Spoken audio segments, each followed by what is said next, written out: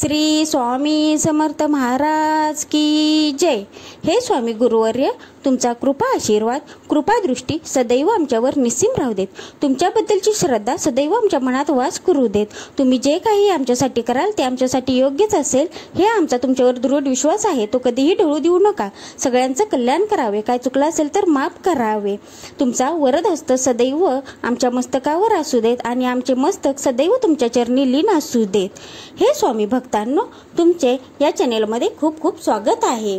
आज मी आपणास ऐकवणार आहे, कलियुगात चमत्कारिक अनुभूती शक्य आहेत का? कारण काही भक्त म्हणतात, कोणाला कमी जास्त अनुभूती कशा येतात ते? असं एका साधकाने गुरुजींना विचारलेला प्रश्न आहे। ते तुम्ही शेवटपर्यंत ऐकावे, मध्ये स्किप करू नये। त्याच्यामुळे तुम्हाला त्याचे उत्तर व्यवस्थित मिळेल आणि त्याचबरोबर तुमचे कल्याणही होईल। मनापासून श्रद्धा ठेवून ऐकावे, कारण हे स्वामींविषयीचे खूप चांगला प्रश्न आहे। अनुभूती कुणाकुणाला येतात, कुणाला येत नाही, कशामुळे येतात, कशामुळे येत नाहीत, हे सर्व व्यवस्थितपणे सांगितलेलं आहे। तरी ते तुम्ही शेवटपर्यंत ऐकावे। त्याचबरोबर या चॅनेलला लाईक, कमेंट, शेअर, सबस्क्राईब जरूर करावे आणि कमेंट्समध्ये श्री स्वामी समर्थ हे जरूर लिहावे। असो, मी स्वामी सेवेकरी आज आपणास ऐकवत आहे, कलियुगात चमत्कारिक अनुभूती शक्य आहेत का? साधक विचारतोय गुरुजींना, साधकाच्या साधनेमधले अनुभव हे खूप काही शिकवून जातात, परंतु बऱ्याच वेळेस अनेक साधक आपल्याला कमी अनुभव का येतात? किंवा एखाद्या साधकास आलेल्या उच्च अनुभूती आपल्याला का येत नाहीत? किंवा एखाद्यास आलेल्या अनुभूती स्वतःला नाही आल्या, म्हणजेच इतरांना आलेल्या अनुभूती खोट्या आहेत का? सध्याच्या कलियुगात अशा अनुभूती येणे शक्य आहे का? असे एक ना अनेक विचार डोक्यात घेऊन साधना करतात। ते कितपत योग्य आहे? त्यावर गुरुजींनी कसे उत्तर दिले आहे ते बघा। अरे, साधनेमधील अनुभूती म्हणजे किराणाच्या दुकानातील गोळ्या बिस्किटे आहेत का? सहजासहजी मिळायला की दिले पाकिटामधले रुपये आणि घेतले विकत? त्यामागे कित्येक जन्मांची साधना आहे, कित्येक जन्माच्या परीक्षा आहेत। असं आयतं कधी कोणाला मिळत नाही। राहिला प्रश्न कलियुगातील अनुभूतीचा, तर हो, या काळात देखील अशा चमत्कारिक अनुभूती साधकांना येणं शक्य आहे, पण सर्वांनाच नाही बरं का। फक्त त्यांनाच ज्यांच्याकडे पूर्वसंचित साधनेचं कर्म भरलेलं आहे व सध्याच्या परिस्थितीमध्ये देखील त्यांची उपासना साधना पूर्ववत सुरू आहे।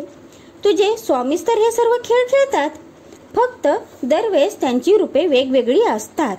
तुझ्यात, माझ्यात, आपल्याला सर्वांमध्ये स्वामी वास करतात, साधना घडवण्याची प्रेरणा देतात।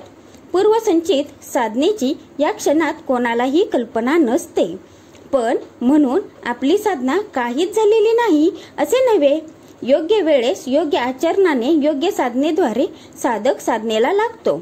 युगांप्रमाणे साधनेमध्ये देखील बदल होत जातो, परंतु नाम साधना ही अखंड साधना कायमस्वरूपी सोबत असते। प्रपंच म्हणा किंवा परमार्थ, आताच्या युगात प्रत्येकालाच कार्य सहज साध्य करावयाचे असते। कमी मेहनतीचा जास्त मोबदला प्रत्येकालाच हवासा असतो, परंतु ते हे विसरतात की क्षणिक सुख हे काहीही कामाचे नसते, ते एक क्षणभंगूर असते। अरे, जी नोकरी करण्यासाठी शिक्षण लागते त्यासाठी देखील तुम्हाला तुमचे बालपण शिक्षणाच्या मागे समर्पित करावे लागते। युवक अवस्थेतील काही वर्षे उच्च शिक्षण घेण्यासाठी खर्च करावी लागतात। त्यानंतर परीक्षा देऊन त्यात पास होऊनच मग पदवीधर होता येते। मग कित्येक कार्यालयांमध्ये नोकरीकरिता परीक्षा द्याव्या लागतात। समोरच्या साहेबाच्या प्रश्नांची त्यांच्या मर्जीप्रमाणे उत्तरे दिली तरच आपल्याला काम मिळते, अन्यथा पुन्हा दुसऱ्या कार्यालयात आपल्याला मेहनत करावी लागते। किती छान सांगितले आहे ना? कोणा दुसऱ्याच्या देण्यावरून आपल्याला तेथील नोकरी मिळत नसते। महिन्याच्या 30 दिवसांचा पगार पूर्ण मिळवायचा असेल ना, तर 30 दिवस पूर्ण काम करावे लागते, ते देखील स्वतःलाच। तुमच्या जागेवर इतर कोणी काम केले तरीही तुमचा त्या दिवसाचा म्हणजेच तुम्ही घेतलेल्या रजेचा पगार कापला जातोच ना। मग आजच साधनेला सुरुवात केल्यावर लगेचच अनुभूती कशी येणार बरे? कोणतीही मेहनत न घेता, साधनेमधील भोग न भोगता चमत्कारी अनुभूती अपेक्षा कशी काय करतात लोक? अरे, लॉटरीची तिकीट जितकी लोक काढतात त्यांना सर्वांना ती लागते का? नाही ना। जगातील सर्वच लोक गर्भ श्रीमंत आहेत का, किंवा सगळेच भिकारी आहेत का? अर्थातच नाही. प्रत्येकाला त्याच्या प्रारब्धांना मिळत असते. आजच्या कलियुगात दुसऱ्याच्या पावलावर पाऊल टाकणारे खूप जण मिळतील, पण स्वतःच्या पाऊल खुणा बनवणारे हे हाताच्या बोटावर मोजणे इतकेच. कारण सर्वांना इथे आयते हवे असते, पण परमार्थामध्ये कोणालाही आयते मिळत नाही. इथे स्वतःची तहान भागवण्यासाठी स्वतःलाच विहीर खोदायची आहे, ती देखील योग्य ठिकाणी. मग त्या विहिरीला पाणी लागले तरच त्याला त्याची तहान भागवता येईल. म्हणूनच अध्यात्मामध्ये जर स्वतःला अनुभूती हवी असेल तर स्वतःची साधना देखील तितकीच वाढवावी. समुद्रामध्ये करोडो रुपयांची संपत्ती आहे, पण मग ती सर्वांनाच मिळत नाही. त्यासाठी पट्टीचा गोताखोर व्हावं लागतं. पण त्याची सुरुवात करण्यासाठी पाण्याच्या डबक्यात उडी मारून पोहायला शिकावं लागतं. डबक्यात पोहायला यायला लागलं की नदीमध्ये पोहता यावं लागतं.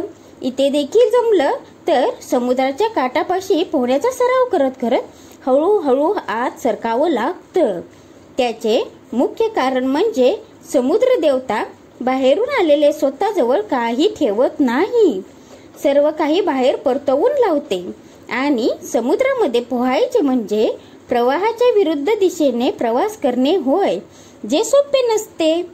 या सर्वातून जो पार झाला त्याला तर खजिना मिळणारच, पण त्यासाठी पोहता येणे आवश्यक आहे. आणि पोहण्यासाठी पाण्यात उतरणं अति आवश्यक आहे. उगाच काठावर बसून डिंगे हाकणं खूप सोपं असतं, पण प्रत्यक्षात समुद्रातील मौल्यवान खनिज मिळवणं तितकंच कठीण. ज्याला अल्प मेहनतीमुळे काही हाती लागत नाही तो हेच म्हणणार की असे काहीही नसते. हे सर्व धोतांड आहे. उदाहरणार्थ, ज्या कोल्ह्याने द्राक्षे चाकलीच नाहीत तो म्हणतोय द्राक्षे आंबट आहेत, कारण त्याला स्वतःला ती मिळवता आली नाहीत. ज्यांना स्वतःला साधना व्यवस्थित करता येत नाही तो इतरांच्या साधनेला नाव ठेवणारच. ज्याच्या त्याच्या मेहनतीचं फळ एक ना एक दिवस नक्की मिळते, हे नेहमी लक्षात ठेवा. आता आले का ध्यानात की कोणाला कमी जास्त अनुभूती कशा येतात ते? अरे तू मला सांग, हे असले विचार जो साधक मनामध्ये ठेवतो आणि साधना करतो त्याला योग्य ज्ञान प्राप्त होईल का? ती साधना निस्वार्थी असेल का? ज्याचे मनच शुद्ध नाही त्याची साधना शुद्ध कशी असेल रे? मग आता मला सांग, ज्याचे मन शुद्ध नाही म्हणून त्याची साधना शुद्ध नाही तर त्याला येणारे अनुभव शुद्ध कसे असू शकतात? नाही, अर्थातच नाही. त्यासाठी अथांग नामस्मरणाची आवश्यकता आहे. शुद्ध मनाची, शुद्ध आचरणाची, शुद्ध साधनेची आवश्यकता आहे. तरच त्या साधकाला स्वामी महाराज अधिक जवळ करतील. चमत्कारिक अनुभूती या सामान्यांसाठी असतील, पण त्या ज्यांना येतात ना त्यांना मात्र त्याचे काहीच नाविन्य नसते. कारण त्यांना कोणीही काहीही बोलो, त्यांनी तो सारा भार स्वामी महाराजांच्या चरणी वाहिलेला असतो. त्यांचे सर्वेसर्व फक्त स्वामी महाराजच असतात. अखंड नामात बुडालेला तो साधक नामाधीन असतो. अशा प्रकारे कलियुगात चमत्कारिक अनुभूती शक्य आहेत का याचे उत्तर आपणास भेटलेच असेल. कारण तुम्ही नामस्मरण जे करता ते मी नेहमी सांगते तुम्हाला मनापासून करा, श्रद्धा ठेवून करा. उठता बसता चालता तुम्ही कसेही करा, पण सतत श्री स्वामी समर्थ हा षडाक्षरी मंत्र आपल्या मुखात सदैव असू देत, ही मी आपणास विनंती करते. त्यामुळे तुमचेच कल्याण होईल आणि तुम्ही एका चांगल्या मार्गाने जाऊ शकता. योग्य मार्ग आपले स्वामी महाराज आपल्याला नेहमी दाखवतात. काय चुकत असेल तिथं थांबवतात. त्यामुळे तुम्ही असं समजू नका की मला का अनुभव येत नाही, मला का त्याला कसा काय अनुभव आला, मला अनुभव येत नाही, मला प्रचिती येत नाही, असे का होते बरे, मला का त्याचे फळ मिळत नाही, मी एवढं करते स्वामी महाराजांचं तरी पण मला त्याचे फळ भेटत नाही. कारण स्वामी परीक्षा घेतात, तुम्हाला ह्यातून कळलंच असेल. पण त्या परीक्षेत उतरणंही आपलं काम आहे. कितीही तुम्हाला कठीण प्रसंग आले तरी पण स्वामी साधना सोडू नका किंवा नामस्मरण सोडू नका. कारण स्वामी महाराजांवर तुम्ही पूर्णपणे विश्वास ठेवा. ते जे काही करतील ते चांगल्यासाठीच असते, हे नेहमी लक्षात ठेवा. त्यामुळे आपले कल्याणच होते. स्वामी महाराज आपली साथ कधीही सोडत नाहीत, हे नेहमी लक्षात ठेवा. फक्त ते परीक्षा घेतात, त्यात उतरणं हे आपलं काम आहे. आणि जेव्हा ती परीक्षा संपते, तुमचे भोग संपतात पाठीमागचे, तेव्हा तुम्हाला एवढं काही मिळतं की तुम्हाला ते घेणंही अशक्य होईल. तुम्हाला वाटेल की अरे मी एवढं काय केलं की मला एवढं काही भेटायला लागलंय. त्यामुळे मी सांगते, तुम्ही नेहमी नामस्मरणात राहावा. श्री स्वामी समर्थ हा षडाक्षरी मंत्र नेहमी आपल्या मुखात असू दे. हे मी खूप वेळा सांगितलं आहे, दररोज सांगेन, कारण त्याचा अनुभव खूप चांगला आहे. तुम्हीही घेऊन बघा. असो, मी आजची सेवा श्री स्वामींचरणी अर्पण करते. काय चुकलं असेल तर त्यांनी मला माफ करावं. आणि त्याचबरोबर श्री स्वामी समर्थ हे जरूर म्हणावे. चला तर आजची आपली सेवा इथंच थांबवते. श्री स्वामी समर्थ. जय जय स्वामी समर्थ.